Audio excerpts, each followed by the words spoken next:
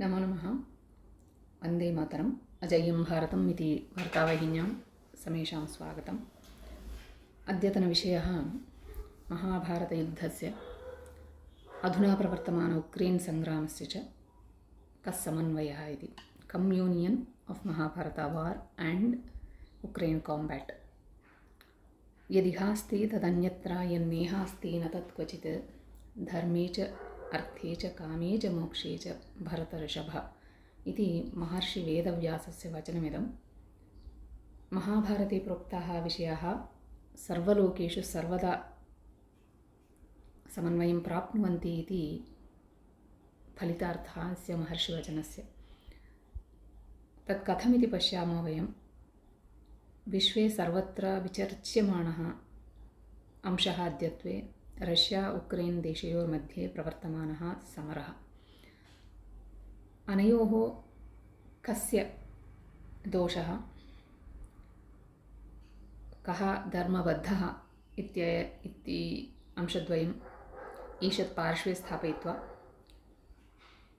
Zelensky पक्षतः पुतिन् समक्षतः अपि उभयतः अपि तत्तद्देशाध्यक्षस्य दोषाः के प्रमुखतया इति द्रक्ष्यामो वयं। महाभारतपात्रेषु तौ कथम् अन्वयं प्राप्नुवन्ति इत्यपि अवलोकयामः। आदौ उक्रेन् देशाध्यक्षस्य पक्षं प्रविशामहे। प्रथमः दोषः स्वस्थानपरिज्ञानम् इति, सेल्फ् असेस्मेण्ट्। एकस्य उक्रेन् देशाध्यक्षस्य मूर्खता तद्देशं समूलतया नाशयन्ती वर्तते। अद्य प्रवर्तमानस्य अस्य युद्धस्य महाभारतयुद्धे दुर्योधनस्य च अनयोः व्यवहारयोः एकात्मता दृश्यते। उच्यते राजव्यवहारेषु राजकीयेषु ज्ञानबलम्, अर्थबलम्, आर्थिकबलं, सैन्यबलम् इति मूलतः राज्यव्यवहारेषु बलचतुष्टयं प्रमुखं भवति। तस्य अभिज्ञानम् अत्यन्तम् आवश्यकं भवति। विशिष्य एतेषु बलेषु स्वस्य स्थानं शत्रोः अपेक्षया किमिति स्वस्य स्थानस्य परिज्ञानं राज्यपालकेषु अवश्यं भवेत्। केवलं मनोबलेन अहङ्कारेण वा कार्यं सर्वदा न सेत्स्यति। महाभारते दुर्योधनस्य एषा एव स्थितिरासीत्। महता प्रयत्नेन सैन्यबलं तु वर्धितं तेन, किन्तु कति जनाः स्वपक्षे युद्धं कर्तुं सन्नद्धाः सन्ति इति न विचारितमेव। स्वपक्षे विद्यमान भीष्म, द्रोण, कृप, कर्णादीनां प्रत्येकं महावीरस्य बलेन गर्वितः दुर्योधनः युद्धे विजयलक्ष्मीः मदीया इत्येव चिन्तितवान् आसीत्। किन्तु तेषां व्यवहारेषु तेषां बलहीनताविषये विशिष्य स्वार्थसमीकरणविषये च तेन न चिन्तितमेव। भीष्मस्य पञ्चपाण्डवान् अहं न हन्मि इति प्रतिज्ञा, द्रोणस्य पुत्रवात्सल्यमिति दौर्बल्यं वा भवतु, कर्णस्य यावत् भीष्मस्य उपस्थितिः रणरङ्गे भवति तावदहं योद्धुं न सन्नद्धः इति अहङ्कारः तस्य वा भवतु, स्वपक्षीयाणां दौर्बल्यानि न विगणितानि एव दुर्योधनेन। अधुना उक्रेन् देशाध्यक्षः तस्यापि एषा एव स्थितिः। नेटो देशीयानां बलमेव स्वबलमिति चिन्तयति स्म ज़ेलेन्स्की। किन्तु युद्धारम्भानन्तरमेव तेन ज्ञातं यत् पश्चिमदेशानाम् एतादृशं स्वार्थं भवति। विशेषतया रष्याम् आर्थिकप्रबन्धैः दिग्बन्धनं कर्तुमेव इच्छन्ति ते अमेरिकासदृशाः देशाः। युद्धे प्रत्यक्षतया सम्मुखीकर्तुम् अर्थात् रष्यां सम्मुखीकर्तुम् अमेरिका तु विशेषेण नासक्तः। ऐरोपासमुदायानां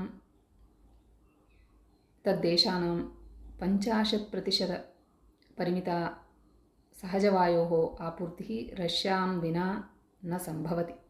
अतः जर्मनी, फ्रान्स् सदृशाः ऐरोपीयदेशाः रष्यां शत्रुस्थाने न पश्येयुः इत्ययम् अंशः अपि अनेन न गणितः। शकुनिः दुर्योधनं पाण्डवान् प्रति युद्धाय प्रेरयित्वा दुर्योधनस्य पतनकारणं यथा अभूत् तद्वत् अमेरिका ज़ेलेन्स्कीं रष्यां प्रति योद्धुं प्रचोदयित्वा तद्युद्धस्य च अधुना आदिकारणम् अभूत् इत्ययम् अंशः ज़ेलेन्स्की अतिविलम्बेनैव ज्ञातवान् अस्ति। अधुना स दैन्येन विश्वदेशान् सर्वान् प्रार्थयते, अहो बत न कोऽपि रक्षणाय सिद्धोऽस्ति। अतः आदौ दुर्योधनवत् युद्धारम्भात् प्रागेव ज़ेलेन्स्की अपि स्वस्थानपरिज्ञानं, स्वपक्षस्य बलहीनता,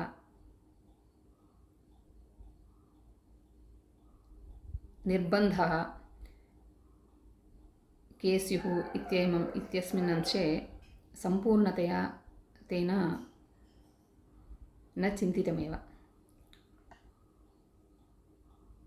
प्रत्यक्षस्य अथवा प्रतिपक्षस्य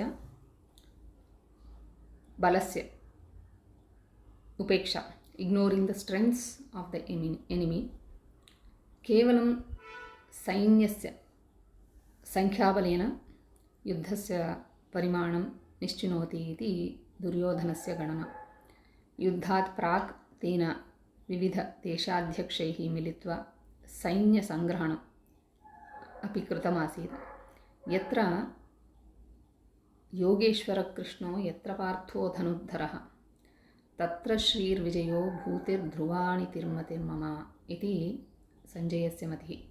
किन्तु साक्षात् भगवानेव प्रतिपक्षे वर्तते इति अभिज्ञातुं नेष्टवान् दुर्योधनः। अधुना ज़ेलेन्स्की अपि स्वस्य सविधे अण्वास्त्राणि न सन्ति, शत्रोः परमाणुप्रहारं कथं सम्मुखीकुर्यामहम् इति न चिन्तितवान् एव सः। एवं प्रतिपक्षस्य उपेक्षा, तस्य बलस्य उपेक्षा विशेषतया कृतवान् आसीत् दुर्योधनवत् ज़ेलेन्स्की अपि। तृतीयांशः काले सन्धि, timely agreements, diplomatic ties in the greater interest of his nation. साक्षात् यदा भगवान् पाण्डवानां दूतो भूत्वा दुर्योधनस्य प्रासादम् आगतवान्, तदा पाण्डवेभ्यो 5 ग्रामाणां प्रदानेन अपि युद्धं निवार्यते इति प्रस्तावयति वासुदेवः। यदि दुर्योधनेन तदङ्गीकृतं स्यात् तर्हि उभयोः पक्षयोः मारणहोमः निवारितः स्यात्। स्वस्यापि तादृशी दुर्गतिः न भविष्यत्।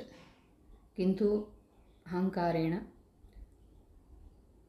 शिष्टवचनं ज्येष्ठवचनं सर्वम् अविगणय्य महाभारतयुद्धाय सिद्धो अभवत् दुर्योधनः। एवं ज़ेलेन्स्की अपि नेटोगणे उक्रेन् देशस्य प्रवेशो मा भूत् इत्यनेन रष्यादेशाध्यक्षस्य एका एव अभ्यर्थना आसीत् तदा पुरा, युद्धारम्भात् प्राक्। गत जनवरी मासे यदि एनां प्रस्तावनाम् अङ्गीकृतवान् स्यात् तदा उक्रेन् देशे कियव्, खार्किव् इत्यादि प्रमुखनगराणां सर्वतोमुखनाशः निवारितः स्यात्। शतशः सैनिकाः, सामान्यनागरिकाश्च न मृताः स्युः। 20 लक्षाधिकाः जनाः शरणार्थिनः भूत्वा पोलेण्ड्, स्लोवेकिया, रुमेनिया देशेषु न गताः स्युः। शतशः नागरिकाणां सैनिकानां च मरणकारणम् अधुना रष्यायाः नियमत्रयस्य अङ्गीकाराय अपि अधुना सिद्धोऽस्ति ज़ेलेन्स्की। प्रथमस्तावत् नेटो गणे प्रवेशाय प्रयासः न कार्यः इति रष्यादेशस्य या प्रस्तावना आसीत् पुरा तदधुना त्रिगुणितं जातं।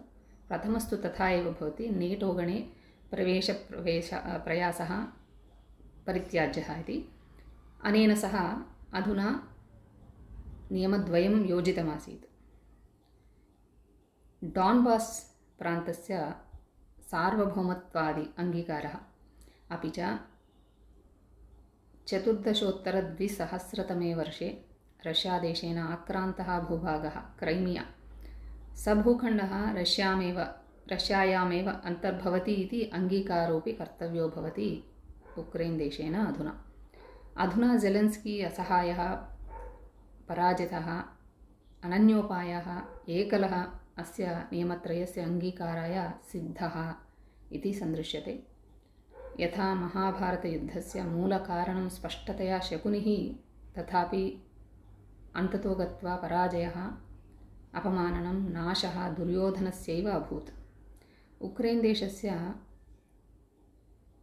अद्यतनस्थितेः मूलकारणं यद्यपि अमेरिका, किन्तु अस्य मूलम् उक्रेन् देशप्रजानां तद्देशाध्यक्षस्यैव इति धिक्।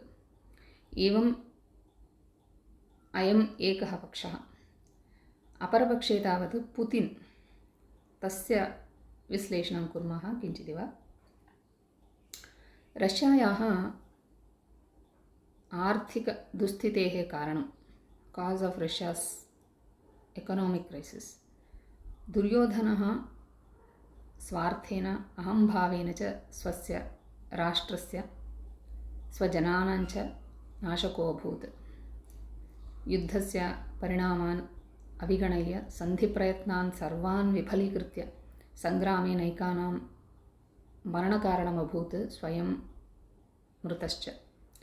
अन्ते रष्याध्यक्षोऽपि नैकराज्यानाम् आर्थिकप्रतिबन्धनानि, साङ्क्षन्स् धिक्कृत्य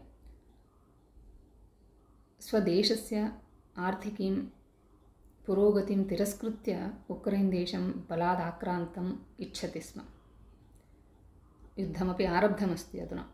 युद्धे पुतिन् अवश्यं विजयी अपि भवेत्, किन्तु एकस्य स्वतन्त्रराष्ट्रस्य व्यवहारेषु तस्य हस्तक्षेपं तत्प्रजाः न कदापि विस्मरन्ति, न सहन्तेपि। एवञ्च पूर्वमेव अस्य दुरहङ्कारस्य फलं रष्यायाः पूर्वमेव किञ्चिदिव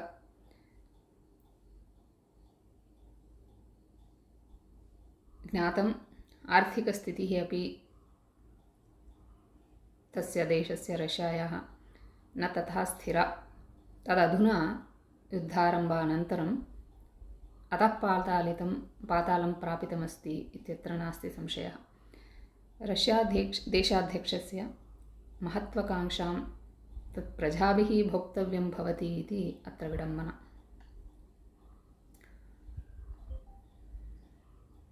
द्वितीयदोषस्तावत् अन्ताराष्ट्रीयमञ्चे रष्या एकलस्सञ्जातः, isolated in the international community.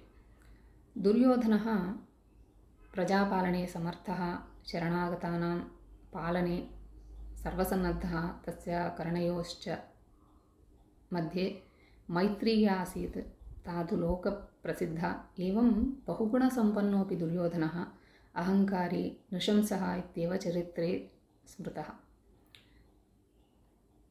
पुतिनस्य Ukraine प्रहारं पश्यन्तः विश्वे अन्यदेशेषु नैके तद्देशीयैः अर्थात् रष्यादेशीयैः, रष्याप्रजाभिः सह व्यापारवाणिज्यादिव्यवहारेषु विचेष्टितुं नोत्सहन्ते अधुना। अनेन अन्ताराष्ट्रीयमञ्चे रष्यायाः प्रतिष्ठा नष्टा। यदधुना पश्यामश्चेत् अत्र यः प्रस्तावः पारितः संयुक्तराष्ट्रमञ्चे, तत्र रष्यां केवलं 4 देशाः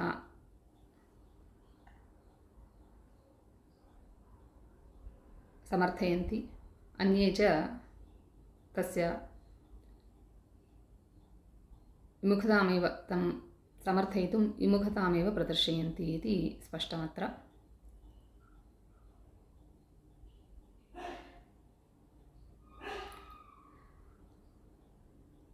अधुना रष्यायाः एषा स्थितिः दुष्टसहवासनिर्बन्धः।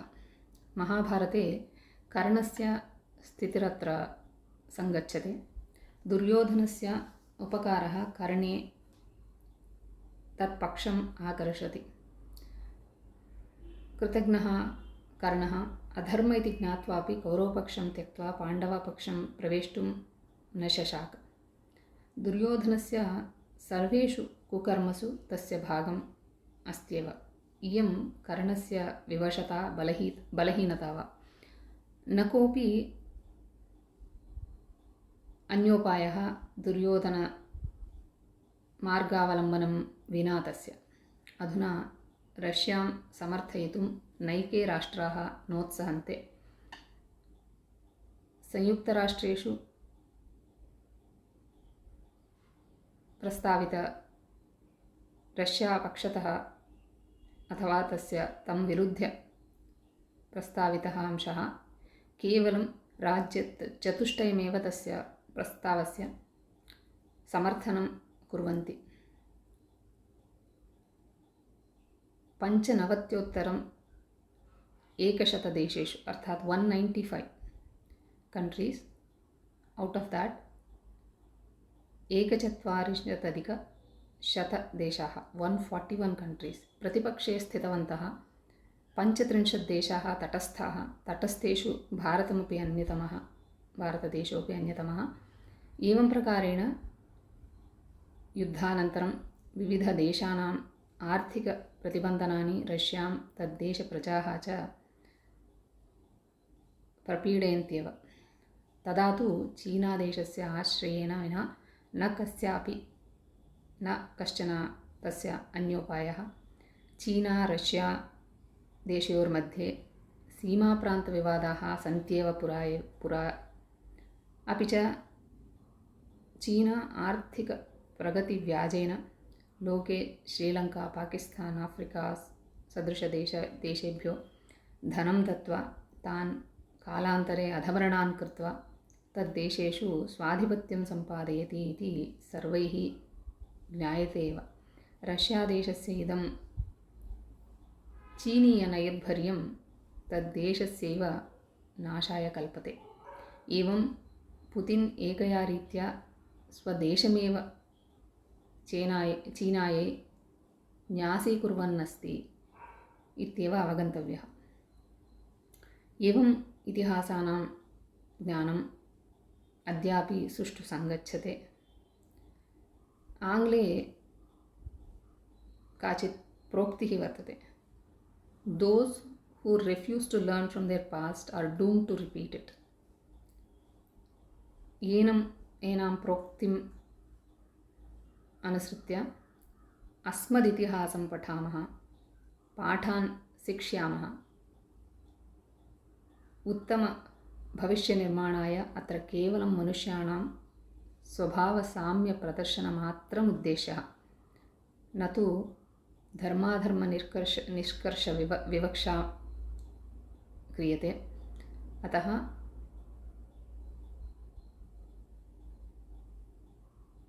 एतेषां देशानां प्रवृत्तिं, तद्देशाध्यक्षाणां स्वभावं, तेषु अस्माभिः अस्मत्पूर्वजानां ज्ञानम् उपकुरुते, तेषाम् अन्वये अवगमने च।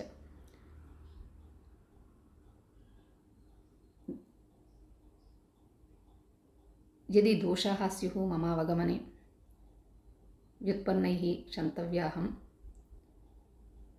सर्वे भवन्तु सुखिनः।